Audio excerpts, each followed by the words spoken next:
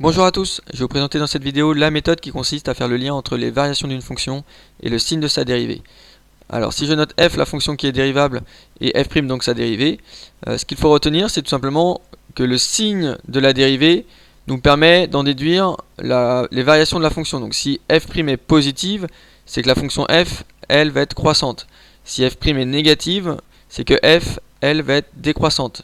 Alors ça marche dans ce sens-là, ça marche aussi dans l'autre sens, c'est ce qu'on appelle une équivalence. C'est-à-dire que si on connaît les variations de la fonction f, on peut aussi en déduire le signe de sa dérivée. Sur le même principe, si f est croissante, f' est positive, si f est décroissante, f' est négative. Si f' vaut 0, si f' s'annule, à ce moment-là, f aura une tangente qui va être horizontale. On n'aura pas forcément un maximum ou un minimum, un extrémum, mais en tout cas, on aura au moins le fait que la fonction f, en tout cas sa courbe, aura une tangente horizontale. Alors j'ai pris un exemple, soit la représentation graphique d'une fonction f définie sur l'intervalle -3, 2,5, ce qui est le cas ici sur ma courbe de la fonction f, qui est en bleu ici à gauche de votre écran, entre -3 et 2,5. Et j'ai tracé deux tangentes, une en violette et une en verte. Donc la première en violette, c'est la tangente au point d'abscisse -1, et celle en verte, c'est la tangente à la courbe au point d'abscisse 0. Ce qu'il faut dans la première question, parmi les courbes représentées ci-contre, donc à droite, les courbes C1, C2, C3, on a trois courbes de tracé, une rouge, une noire, et une verte. Il faut retrouver celle qui représente la fonction dérivée f' de la fonction f. Donc j'ai ma fonction f qui est à gauche.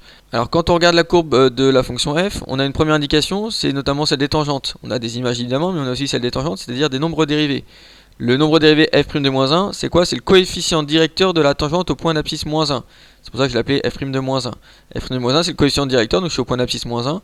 Coefficient directeur de la tangente au point d'abscisse -1, c'est-à-dire en gros c'est le coefficient directeur de ma droite en violette. Et ici ma tangente elle est horizontale, donc son coefficient directeur c'est 0. Deuxième élément, c'est la deuxième tangente qui est en verte, au point d'abscisse 0, donc ça va correspondre à f' de 0. f' de 0 c'est le coefficient directeur de ma tangente au point d'abscisse 0, c'est-à-dire le coefficient directeur de ma droite verte. Donc ce coefficient directeur, si je fais un petit triangle rectangle, vu que mon repère il est orthogonal, il est même orthonormé, donc en fait si j'avance d'une unité, je descends d'une unité. Donc on fait -1 divisé par 1, c'est-à-dire -1. Son coefficient directeur, c'est -1. Vous pouvez vous référer au coefficient directeur des fonctions affines dans mes vidéos de seconde si besoin. Donc là, le coefficient directeur de ma droite verte, c'est -1. Donc f' de 0, c'est -1. Donc là, on a deux éléments qui peuvent nous être utiles pour déterminer la fonction dérivée, par exemple, de la fonction f. Ce que l'on va faire, ça va être un tableau de variation. Pourquoi un tableau de variation? Parce qu'on a la courbe de f qui est en bleu ici, et donc on va étudier ces variations. Si on établit les variations de la fonction f, qu'on va pouvoir mettre sous forme de tableau, on va pouvoir en déduire le signe de la dérivée, et donc conclure sur le fait que soit la courbe C1, soit la courbe C2, soit la courbe C3 sera la courbe de la fonction dérivée f', la dérivée de la fonction f. Donc ici les variations de la courbe de bleu, ici la courbe de f, ces variations c'est la fonction f elle est croissante puis décroissante. Alors elle est croissante jusqu'à x égale -1 et décroissante après. Donc là en x en tout cas on est entre -3 et 2,5, c'est l'ensemble de définitions. Les variations, donc on a dit qu'elle était croissante puis décroissante. Elle est croissante jusqu'à x égale -1, puis décroissante après, entre -1 et 2,5. Et l'image de -1, alors l'image de -1, on est à peu près à 2,75. Donc je vais mettre 2,75, 2,75 ça va être mon maximum de la fonction f sur l'intervalle -3, 2,5. Maintenant que j'ai trouvé les variations de ma fonction f, je peux donc en déduire le signe de la dérivée. C'est-à-dire que si j'ajoute une ligne en dessous, je vais mettre f', là je vais pouvoir mettre le signe de la dérivée. Donc si la fonction f elle est croissante, ça veut dire que ma dérivée elle est positive. Si ma fonction f elle est décroissante, ça veut dire que ma dérivée elle est négative. Ensuite, f' est positive puis négative, donc il y a de grandes chances qu'elle passe par 0. Alors c'est logique, pourquoi? Parce qu'on avait dit f' de -1 c'est 0, donc quand x vaut -1, pour f' je trouve 0. f' de -1 égale 0, c'était par rapport à la tangente justement. Là j'ai réussi à en déduire le signe de ma dérivée. Ma dérivée elle est positive entre -3 et -1, puis négative entre -1 et 2,5. Donc si je regarde maintenant mes trois courbes, la courbe noire, la courbe rouge et la courbe verte, quelle est la courbe qui correspond au fait que ma fonction soit positive?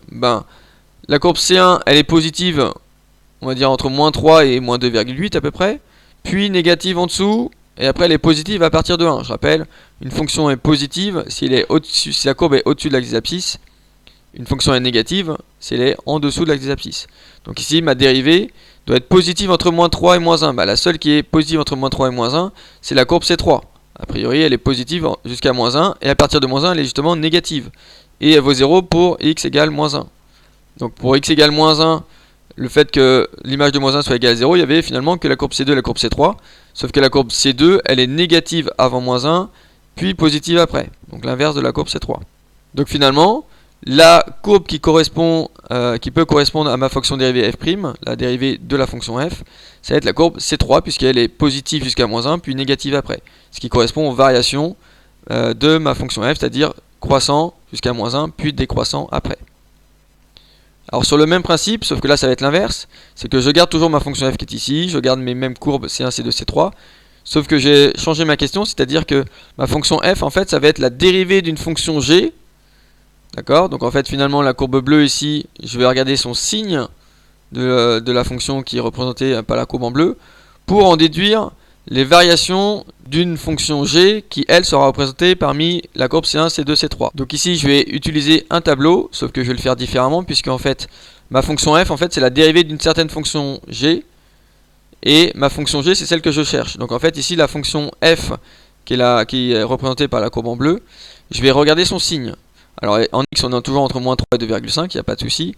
Le signe de la fonction f ici, son signe c'est quoi? C'est négatif, puisque jusqu'à moins 2. Donc on va être négatif, ça vaut 0 pour x égale moins 2, et après c'est positif. Donc là finalement, sur la courbe bleue, j'ai regardé son signe. Pourquoi? Parce que cette fonction f, c'est la dérivée d'une certaine fonction g que je cherche. Donc en fait, je vais regarder le signe de g', qui est en gros la fonction f. Donc négative puis positive, et s'annule pour x égale moins 2, ce qui va me permettre d'en déduire les variations de la fonction g. Donc la fonction g, ça va être quoi? Elle va être décroissante, parce que la fonction g', c'est-à-dire la fonction f, elle est négative, puis croissante, parce que la fonction f qui est g' est positive, donc la fonction g va être croissante. Alors ma fonction g que je cherche, qui est parmi la courbe C1, C2, C3, elle est décroissante entre moins 3 et moins 2. Alors quelle est la courbe entre C1, C2, C3 qui est décroissante entre moins 3 et moins 2? Alors la courbe C2, elle est croissante jusqu'à la valeur 0, donc ça ne peut pas être C2. La courbe C3, elle est décroissante jusqu'à la valeur 0, donc ce qui n'est pas le cas non plus, parce que si on veut être décroissant entre moins 3 et moins 2.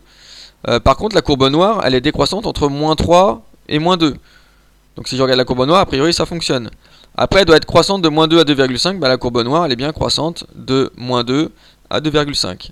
Donc la courbe que je cherche, c'est la courbe C1, c'est la représentation graphique d'une fonction g, telle que quand je dérive cette fonction g, j'arrive sur cette fonction f. C'est pour ça que pour la courbe de f, qui était en fait la dérivée de ma fonction g, j'ai regardé le signe de ma fonction f par rapport aux variations de ma fonction g. Deuxième exemple, alors ici on a une courbe qui est tracée entre moins 5 et 5, c'est son ensemble de définition, la courbe de la fonction f.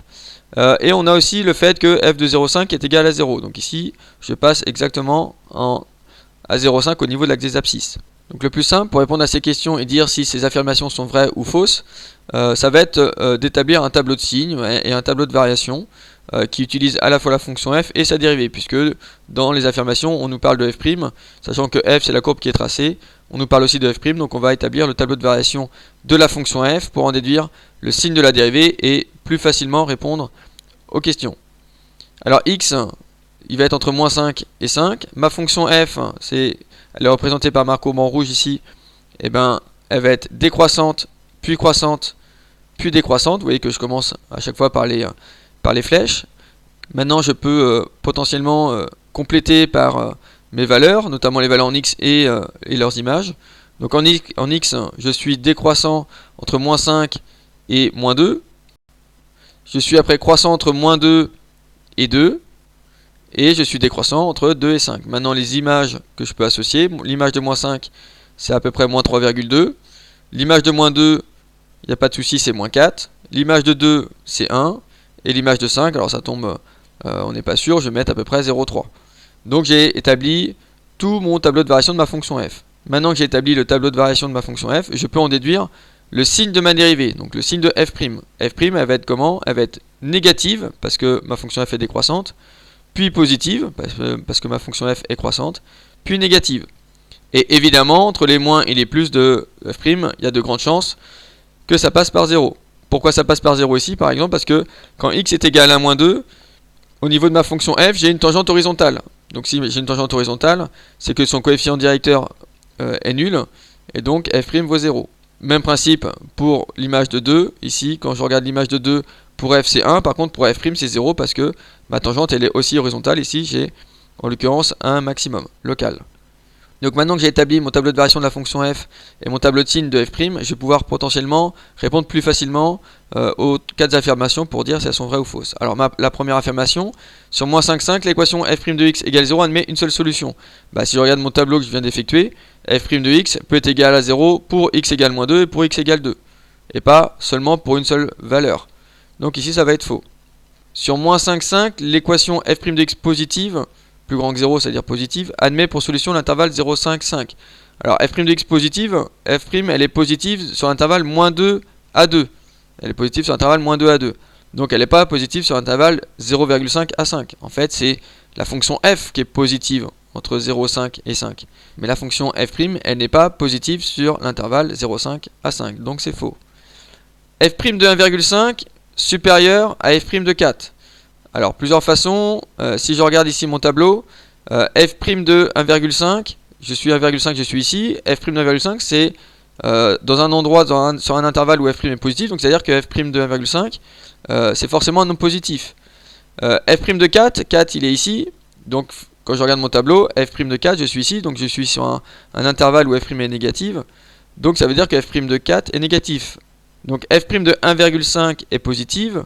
Et f' de 4 est négatif, donc forcément f' de 1,5 est forcément plus grand que f' de 4. Donc ça c'est vrai.